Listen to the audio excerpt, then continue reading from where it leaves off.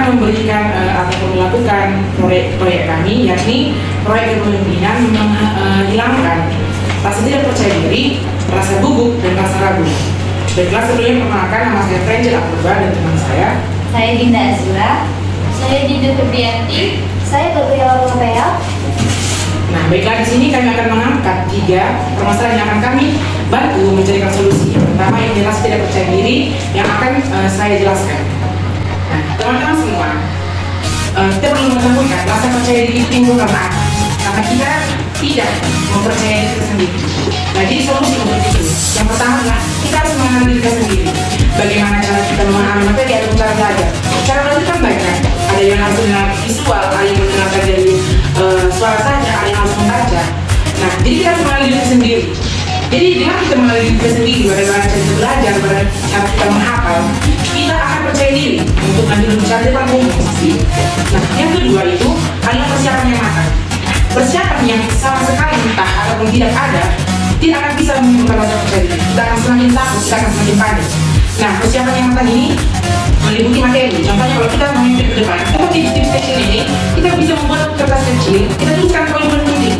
Jadi di situ ketika kita sudah mulai lupa, kita baca sebentar, nah sudah bisa lagi. Nah, selanjutnya ini akan praktek. Yakinlah teman-teman sekalian, tanpa ada latihan dan praktik, tidak ada namanya rasa percaya diri di depan umum. Bahkan sekalipun kita sudah persiapan yang matang, tanpa kita praktekkan kepada teman-teman, contohnya kan, itu semua kita akan gugup lagi, kita akan merasakan lagi. Contoh ini berlatih depan cermin pertama kali, lalu kita mempraktikkan dengan teman-teman kita.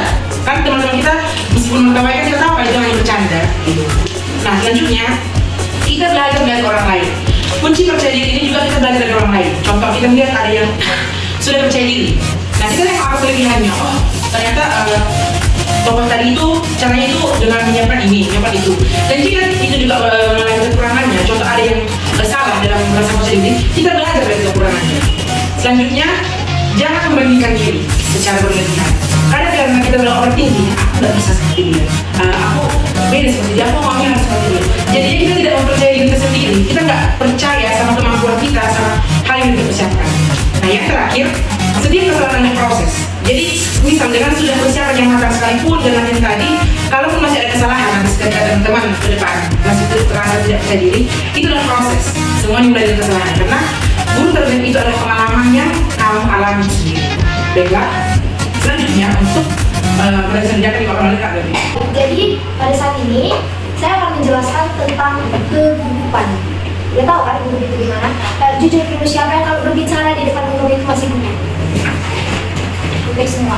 Ya memang itu dari analisis kami. Hampir semua. Kalau kita gugup, apa yang kita?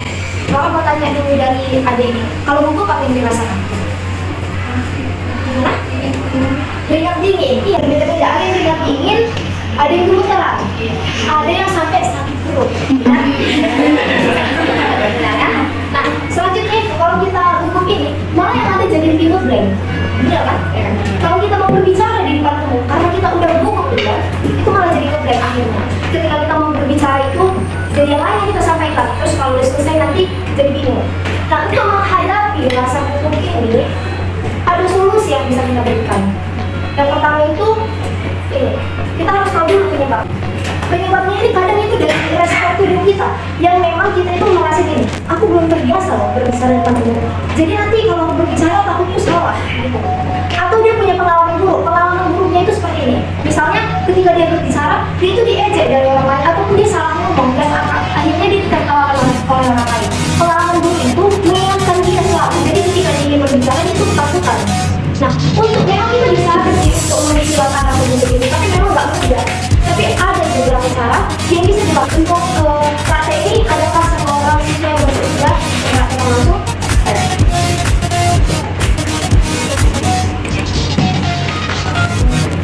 Dijelaskan namanya.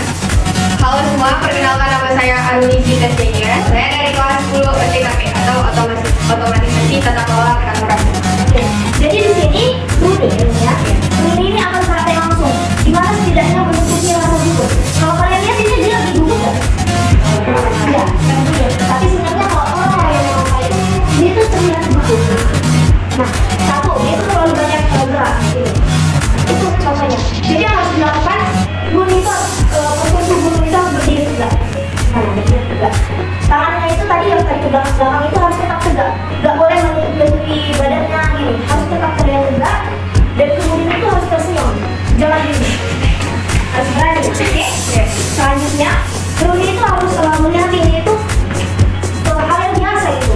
Pikirkan saja itu hal yang biasa. Jadi jangan ditakuti oleh pikirannya sendiri. Kemudian, kemudian itu harus sudah punya persiapan apa yang harus dibicarakan. Misalnya, jadi persiapkan kamu akan memperkenalkan dirimu kepada teman-temanmu atau menceritakan pengalamanmu sekitar tersebut. Ini harus kamu siapkan di dalam pikirannya itu. Oke, selesai. Ini sudah mempunyai persiapan. Sekarang aku nafas ini dari nafas perut, jangan dari nafas dalam. Oke, mulai relax. Sekarang kamu sudah mulai bercerita kepada teman-teman bagaimana bunyi atau apapun yang akan diceritakan sekitar 1 menit. Oke, bisa? Boleh. Oke, perkenalkan nama saya Anissa Tia. Untuk kali ini saya akan menceritakan tentang identitas diri saya. Saya lahir di Aceh Tamiang pada tanggal 10 Januari 2009. Hobi saya menulis, berenang. Cita saya mau jadi arsitek. Cuman karena di SMK kan udah ngambil jurusan kedokteran, otomatis kan nggak mungkin kan bisa jadi arsitek. Saya anak ke-1 dari 2 bersaudara. Saya anak pertama. Suku saya asli Batak. Semua kasih tepuk tangan dulu. Itu tadi, mungkin Run itu mulai belajar berbicara dari teman. Nah kemudian, kalau kalian itu udah tumbuh itu harus memang dibiasakan. Kalian itu punya persiapan yang matang. Jadi ketika kalian sudah mempunyai persiapan yang matang, itu akan membantu kalian dalam berbicara di depan umum dan mengatur situasi. Nah di sini saya akan memberikan sedikit tips ketika kalian itu akan berbicara di depan umum. Ini namanya Bumberby. Bumberby ini bisa kalian lakukan itu. Yang pertama itu artinya kalian itu ketika harus berbicara di depan umum untuk menarik perhatian orang lain, kalian harus mulai dengan fakta ataupun hal-hal menarik lainnya. Itu akan menarik perhatian mereka sehingga kalian itu tidak sendirian berbicaranya itu, tetap ada perhatian dari orang lain. Dan di opening ini kalian itu harus siapkan dahulu poin-poin penting yang akan kalian sampaikan. Jadi di situ kalian akan mencakup keseluruhannya apa aja yang akan dijelaskan. Selanjutnya message. Inilah isi dari yang akan kalian sampaikan. Kalian harus di sini itu kalian harus bisa menjelaskan dengan tepat inti-inti dari sini. Tadi ini intinya. Jadi di message ini kalian menjelaskan inti-inti dari permasalahan itu. Kemudian dengan kedua itu misalkan itu artinya contoh. Ketika kalian menjelaskan dan ada contoh itu biasanya itu akan lebih sulit dimengerti orang lain. Tapi kalau kalian sudah mulai menjelaskan dengan contoh, itu akan lebih mudah dimengerti orang lain karena contohnya itu gitu. Usahakan cari contoh yang gitu dengan kehidupan audiens. Nanti misalnya ketika kita di SMA menggunakan example yang tidak diambil kalian, misalnya percintaan dengan pelajar ataupun kalau kamu ada teknologi terlalu sedemikian ini berarti kalian harus mencakup dari ini. Oke, mencakup dari seluruh ini dengan kalimat-kalimat yang singkat tapi bisa mencakup semuanya. Dari ini tadi kalian buat seperti kesimpulannya. Bagaimana kalian bisa dimengerti? Bisa dimengerti?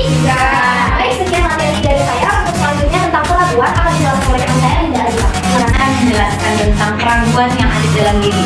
Percaya nggak adik-adik, musuh terbesar kita itu sebenarnya ada di dalam diri kita sendiri. Saat kita itu mulai bertindak melakukan perubahan, mau lebih baik lagi, mau lebih maju lagi dibandingkan diri kita yang sekarang nih, pasti akan muncul di dalam pikiran kalian. Aku bisa nggak ya? Aku mampu nggak? Aku takut gagal. Nah, dari sisi psikologi, keraguan diri itu dinamakan self doubt. Apa tadi? Self-doubt. Nah, self-doubt itu adalah ketidakstabilan pandangan terhadap diri sendiri. Yang kedua itu ada berusaha mati-matian tidak pada porsinya. Nah, berusaha mati-matian ini kan kita secara nggak langsung ya, kita akan menekan diri kita sendiri untuk aku harus bisa. Tapi apa nyatanya karena tekanan yang terlalu besar terhadap diri dan tidak ada afirmasi yang kita masukkan ke dalam diri kita sendiri, afirmasi positif itu membuat kita tuh malah kalau hasilnya tidak sesuai dengan apa yang mau kita sampaikan atau apa yang kita tuju tidak tercapai, apa jadi kecewa. Nah, kita cara mengatasi keraguan itu yang bisa kami lakukan ada 3, adik-adik semua. Pertama itu ada namanya mengembangkan growth mindset. Dari akarnya dulu kita tuh harus menentukan pikiran kita dulu, mengembangkan pikiran bahwa kita itu bisa karena kita itu mampu dan kemampuan itu kita dapatkan itu tidak instan. Itu karena adanya latihan, adanya kita harus belajar dulu. Baru lahir nih, langsung dia bisa ngomong di depan orang banyak. Enggak kan? harus adanya latihan, belajar, hari demi hari itu harus ada prakteknya. Kalau kalian nggak pernah praktek ke depan, kalian juga nggak bakal pernah bisa untuk bicara di depan orang banyak.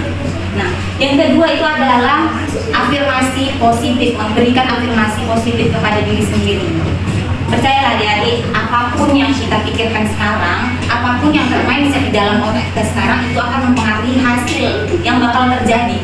Semakin banyak afirmasi negatif yang kita masukkan ke dalam diri sendiri, maka hasil energi negatif itu pula yang keluar. Atau jika orang yang memberikan afirmasi negatif sama diri dia sendiri, itu malah membuat dia makin berusaha, itu jarang. Biasanya dia malah menyerah sama keadaan dia. Ya udahlah, nggak apa-apa lagi yang mau aku buat, emang aku nggak paham materinya, emang aku nggak ngerti.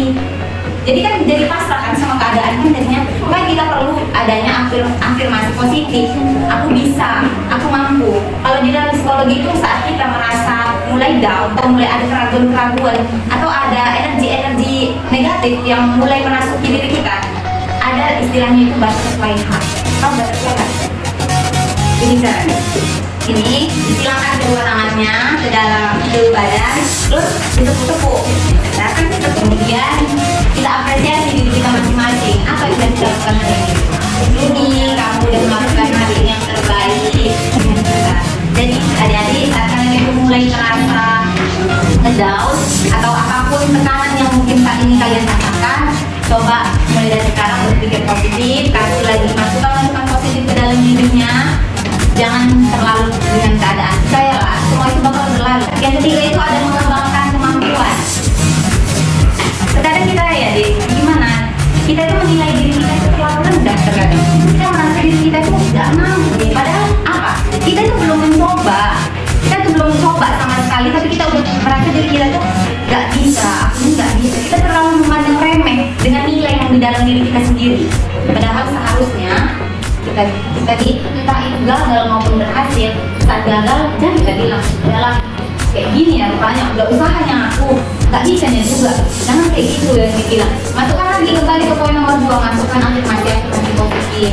Mungkin memang saat ini aku ditakdirkan belum berhasil, tapi nanti 1 tahun lagi, 2 tahun lagi, mungkin aku bakal bisa seperti dan semua. Jadi itu aja yang bisa kakak sampaikan. Selanjutnya akan disimpulkan oleh Kak Dinda. Tak bilang tadi dapat kita simpulkan, menanggapi rasa percaya diri itu solusinya 1, kita harus dapat mengenali diri kita sendiri. Yang kedua, punya tips-tips skill. Yang ketiga itu punya kepersiapan yang lebih matang gitu kan. Yang keempat itu latihan dan praktek. Terus yang kelima itu jangan membandingkan diri dengan orang lain secara berlebihan. Dan yang kalian dengar dari Kak Gabriela tadi, itu juga kita simpulkan bahwa rasa gugup itu solusinya brief, opening, mindset, brain, talk. Terus rekap itu rangkuman yang singkat dari presentasi. Yang ketiga tadi dapat kita simpulkan dari Kak Dinda Ajura. Yang pertama itu mengembangkan pikiran yang berkembang. Yang kedua, afirmasi positif. Dan yang ketiga itu mengembangkan kemampuan. Baiklah, di sini kami dari kelompok guru Pembinaan telah menyelesaikan proyek yang berkelanjutan, yakni melakukan rasa atau solusi untuk meningkatkan rasa percaya diri pada kelas 10 otomatisasi tata kelola perkantoran di SMK Usaha. Harapannya apa materi kami ini dapat